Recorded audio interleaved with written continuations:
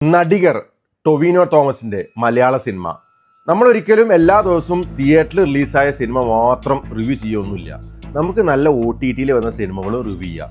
കഴിഞ്ഞ ദിവസം കണ്ട നടികർ എന്ന സിനിമയുടെ റിവ്യൂ പറയാനാണ് ഞാൻ ഇവിടെ നിങ്ങളുടെ മുമ്പിൽ എത്തിയിട്ടുള്ളത്.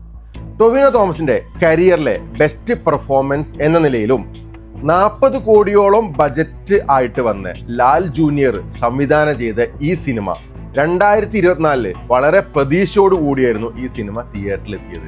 നേരെ മറിച്ച് അന്നത്തെ പ്രേക്ഷകരെ സമ്മിശ്ര പ്രതികരണം കാരണം സിനിമ തഴയപ്പെട്ടു. അതിനുശേഷം കഴിഞ്ഞ ദിവസമാണ് ഈ സിനിമ OTT വന്നത്.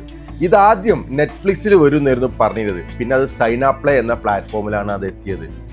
അത് കാരണം വെച്ച് കഴിഞ്ഞാൽ 40 കോടി മുടക്കുമുതലിൽ ഉണ്ടാക്കിയ ഈ സിനിമക്ക് ആകെ നേടാനായത് വെറും 5 കോടി മാത്രം എന്നാണ് വിക്കിപീഡിയയിലെ കണക്കുകൾ സൂചിപ്പിക്കുന്നത്. നമുക്ക് ഈ സിനിമയുടെ പ്ലസ് ആദ്യം പറയാം. ടൊവിനോ തോമസിന്റെ പെർഫോമൻസ് തന്നെയാണ്. തന്റെ കരിയറിലെ ഏറ്റവും ബെസ്റ്റ് പെർഫോമൻസ്. അതായത് ഒരു നടന്റെ ഉയർച്ചയും അദ്ദേഹത്തിന്റെ തളർച്ചയും അതിനുശേഷമുള്ള അദ്ദേഹത്തിന്റെ കംബാക്കുമാണ് ഈ സിനിമയിൽ ചെയ്യുന്നത്. അതിന്റെ ഓരോ ഇമോഷൻസും അദ്ദേഹം നല്ല അടിപൊളിയായിട്ട് തന്നെ ചെയ്തിട്ടുണ്ട്. അതിന് ടൊവിനോ തോമസിന് എടുത്ത് പറഞ്ഞേ പറ്റൂ. ഈ സിനിമയുടെ സിനിമാറ്റോഗ്രാഫി ചെയ്തത് ആൽബിയും അതേപോലെ തന്നെ എഡിറ്റഡ് ബൈ രതീഷ് രാജുവാണ്. ഇതിന്റെ ക്യാമറയും എഡിറ്റിംഗ് ഒക്കെ എനിക്കിഷ്ടമായി. ഞാൻ ഒരിക്കലും എഡിറ്റിംഗ് ഒന്നും എൻ്റെ കോഴ്സൊന്നും പഠിച്ചില്ല കേട്ടോ. പക്ഷെ എൻ്റെ ഒരു സാധാരണക്കാരൻ്റെ ഒരു ബേസ് ലെവലിൽ നോക്കുകയാണെങ്കിൽ എനിക്ക് സിനിമയുടെ എഡിറ്റിംഗും സിനിമാറ്റോഗ്രാഫും ഇഷ്ടമായി. ആ ഒരു വർക്കും കാര്യങ്ങളെ. നേരെ മറിച്ച് cinema first half okay, second ഹാഫിൽ സിനിമ പോകുന്ന സമയത്ത് സിനിമ പ്രേക്ഷകരായിട്ട് കണക്ട് ചെയ്യാനും സിനിമ പ്രേക്ഷകരെ ലോജിക്ക് അനുസരിച്ചുള്ള കാര്യത്തിലേക്കും സിനിമ എത്തിയില്ല എന്നാണ് സത്യം.